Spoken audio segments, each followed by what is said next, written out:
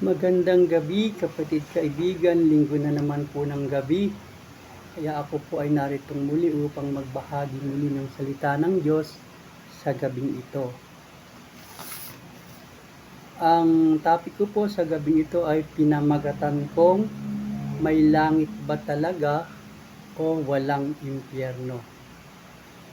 Kapatid kaibigan, bata pa lamang ako, naririnig ko ng pinagtatalunan ng mga taong naniniwalang may langit at mga taong hindi naniniwala na may langit ang patungkol dito. At ang mga taong naniniwala na totoo ang impyerno at mga taong hindi naniniwala na totoong may impyerno. At sa gabing ito ay nais kong bigyang linaw ang tungkol sa langit at impyerno, kung ano ba ang sinasabi ng salita ng Diyos mula sa Biblia patungkol dito. Hayaan natin ang salita ng Diyos ang magsabi kung ano ang totoo. Ang totoo tungkol dito, sapagkat ang salita ng Diyos ang final authority na dapat nating paniwalaan. Kapatid kaibigan, ako personally ay naniniwala na may langit at totoo ang impyerno. Hindi dahil narinig ko na sinasabi ng mga mangangaral ng salita ng Diyos katulad ng pastor, ng obispo o pare. Kung hindi dahil sa sinabi at nasulat sa Bible at nabasa ko, kaya ako naniwala. Kapatid kaibigan, ako po ay magbibigay ng 4 na patunay na mayroong langit at 4 din na patunay na totoong impyerno, na ganito po ang mga sinasabi. Ang sabi po sa aklat ng Genesis chapter 1 verse 1, "In the beginning God created the heaven and the earth." Doon po ay sinasabi na sa pasimula daw po ay nilalang ng Diyos ang langit at lupa. So, ibig pong sabihin, may heaven. At doon po sa pangalawa, "For in 6 days the Lord made heaven and earth, the sea and all that in this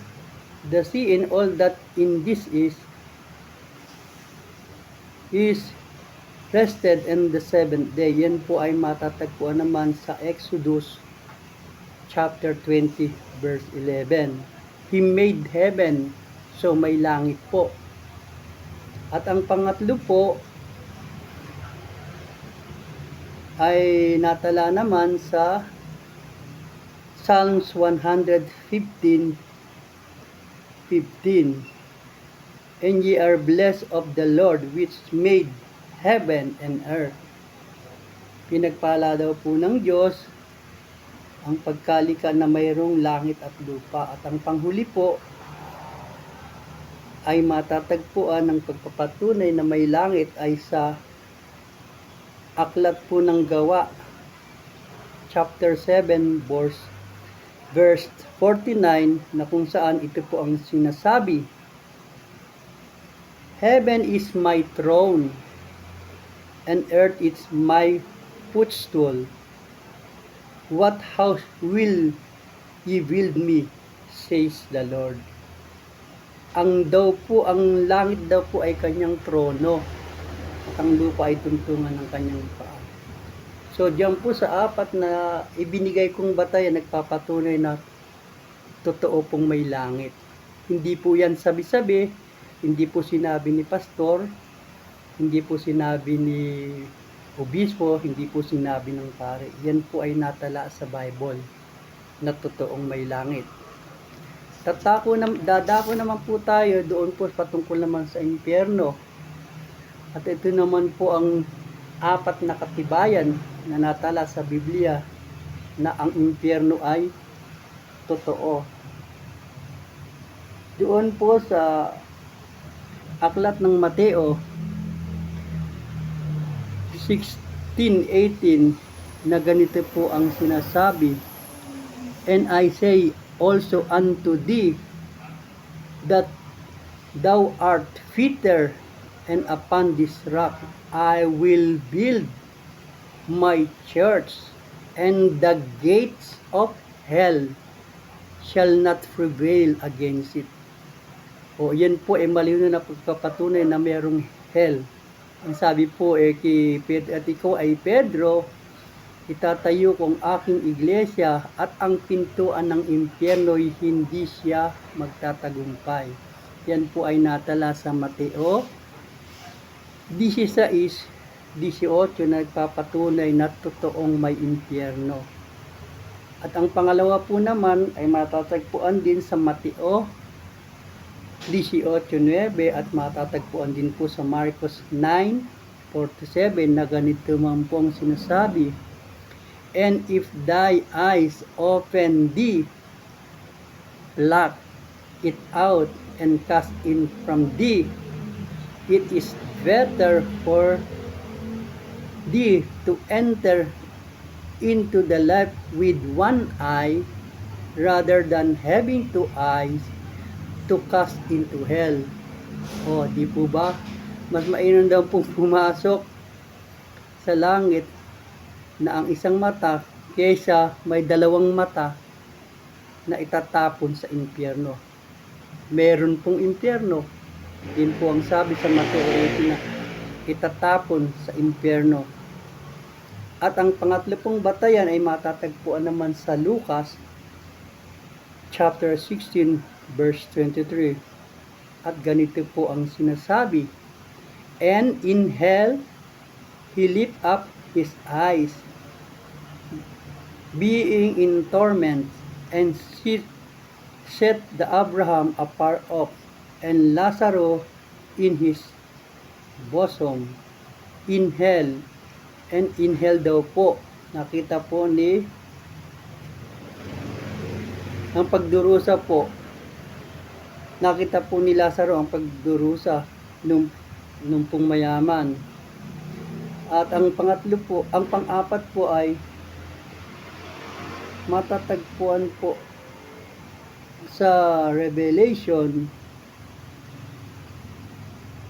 1:18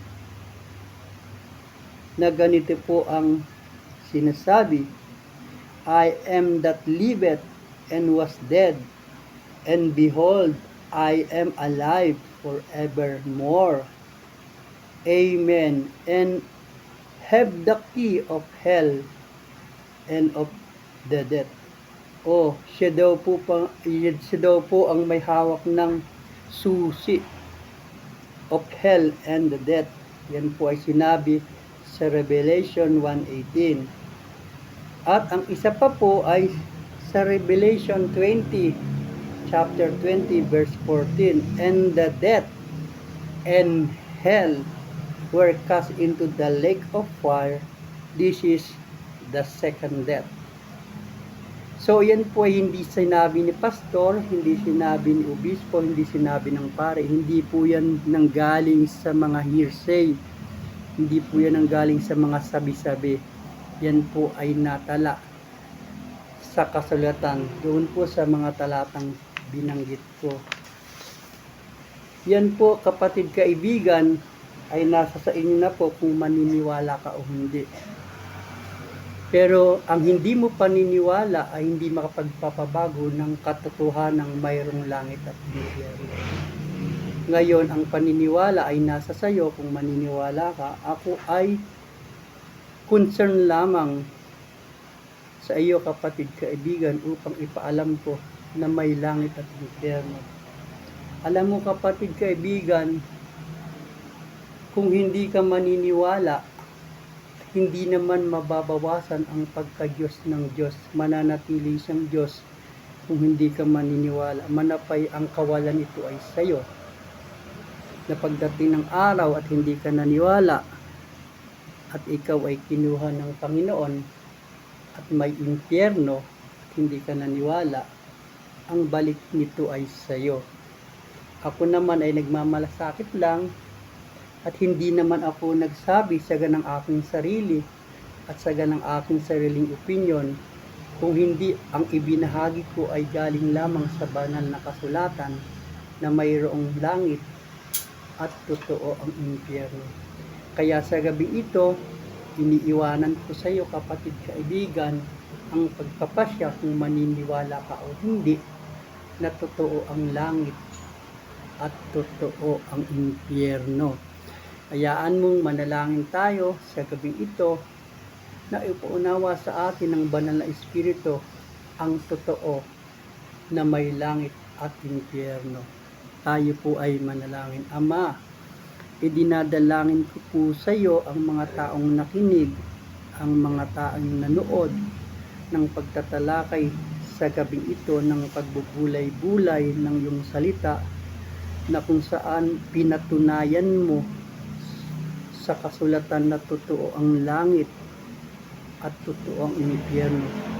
Idinadalangin ko sa iyo, Panginoon, ang nakapanood at nakapakinig ng video na ito, na ikaw po ang mangusap at ang banal na Espiritu ang mangusap sa kanila para po sila ay maniwala sa kung dumating man ang araw na yon, hindi sila magsisisi sa hindi nila paniniwalang totoo ang langit at totoo ang impyerno.